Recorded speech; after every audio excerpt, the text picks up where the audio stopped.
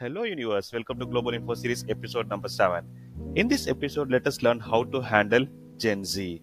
People from different generations are finding difficulties in terms of handling Gen Zs, particularly in three criterias.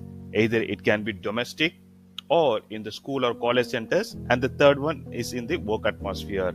The majority are in the domestic and in the school or universities. So, how to handle them? We have come up with 10 best strategies on how to handle them smartly. Before that, let us understand what are the generation gaps. If you can see in this chart, we have like different generations. The people who were born from 1925 to 1945 are called silent generations. From 1946 to 1964 are called baby boomers. 1965 to 1979 are Gen X. 1980 to 1994 are millennials. And 1995 to 2009 are Gen Zs we are currently dealing. So with this table, we can understand how much difference of years there in the generations. So how to handle them, because they might have different mindset because they are being born with the technology. The people from the other generations compared to them, this generation has been born with the technology, and how to handle them is being a big challenge because they are more tech savvy. Whatever we say, they get into electronic gadgets and they get the answer. So how to handle them? People from different generation, how they can converse with them and how they can make them comfortable and spend quality time with them. Now let's go for it and see how we can handle this. Number 1, embrace the digital savviness. If the children around you are getting into the technology, welcome them, don't stop them and don't neglect them using technologies, but ensure that you have a monitor on them and they use it very effectively and organically. Ensure that they are not getting into any immoral activities, but they use the gadgets responsibly. If you allow them to use gadgets, they will have much more freedom, and ensure that they are getting collaborated with you. Number 2, offer flexibility. When they want to have their own freedom, like for example, if they want to play some games or sports, give them the flexibility. Don't make them to be seated in one place. For example, just giving them the books and asking them to study continuously. They will be mentally stressed or physically stressed. So ensure that you give them the flexibility and how you balance between the studies or if they are working and with their mental and physical stress. So ensure that you give flexibility to them. Number 3, prioritize mental health. Gen Zs are very cautious about their mental health, and I have seen certain situations in my friends' organizations. Employees come over there and they say that they want to leave the organization within 6 because they take care of their mental health, because they are more conscious about their mental health. So ensure that you give them proper mental health, because unlike other generation, they are more focused on mental health. Number 4, provide opportunities for growth and learning. If they are interested in learning some activities like sports or games, ensure that you give a proper ambience to them. It can be any activities, even a cooking. If they are interested to learn, provide the opportunity to learn. Whatever interest they have, whatever passion they have, please allow them to drive, and with that, they can come out with some positive results. Number 5, be transparent and authentic. When you talk to them, ensure that you give authentic information, because if you give some other information, they can easily identify.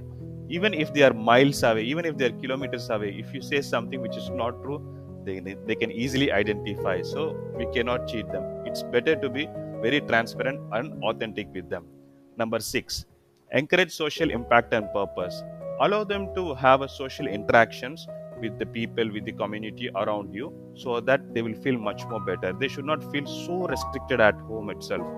They should have like their own liberty and freedom, on freedom of speaking and freedom of approaching people around them. Number 7, provide instant feedback. So when you have them around you, ensure that you give them a consistent feedback, whatever they do and how they want to improve their life, whether it can be studies or in the work atmosphere. Ensure that you give a consistent feedback to them in a polite and humble manner. I'm sure that they will listen for it. So ensure that you give proper feedback to them on timely basis. Number 8, respect their individuality. Normally what happens is, like, if any kid performs in a school, they're compared with other kids as well. XYZ has performed well, you have not performed well. Or a person has performed well in an organization, so they say that why you have not performed. So everyone are individual, so live on their way.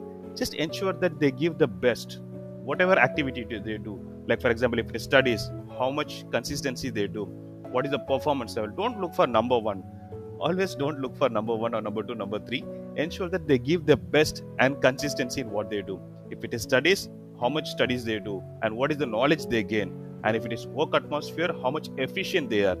They don't need to be a number one employee in the organization, but how much efficient and how much consistent they are towards the organization. And number 9, avoid micromanaging. Gen Zs hate micromanaging. Don't do that, but ensure that you have a converse with them, like regular conversation and updates, whatever they're doing. Have it in a friendly manner and ensure that you get the updates. And if you feel something wrong, just treat them in a polite and humble manner. Definitely, they will listen to that. Number 10, foster a fun and engaging environment. Take them away from home, like if you're in a work atmosphere, just have an outing with them, or like even a cup of coffee with them will make them much more relaxed. And if you are at home, ensure that you take them for some gaming activities or some outing activities. This will ensure that they are being out of home and they will feel much more comfortable in conversing with you. So every time being at home or at work atmosphere, they will feel more mentally and physically stressed. Ensure that you give proper fun environment to them and make it fun. Like, don't be serious with them all the time just because they are Gen Zs. Just give a flexibility to them, smile at them, have fun at them, and just see the improvement on the relationship, how it gathers with you. So ensure that you follow these 10 points and you can find lot of changes in maximum 3 months. So when we implement these 10 points, at least like 7, 8 in ongoing process, you can see a lot of changes.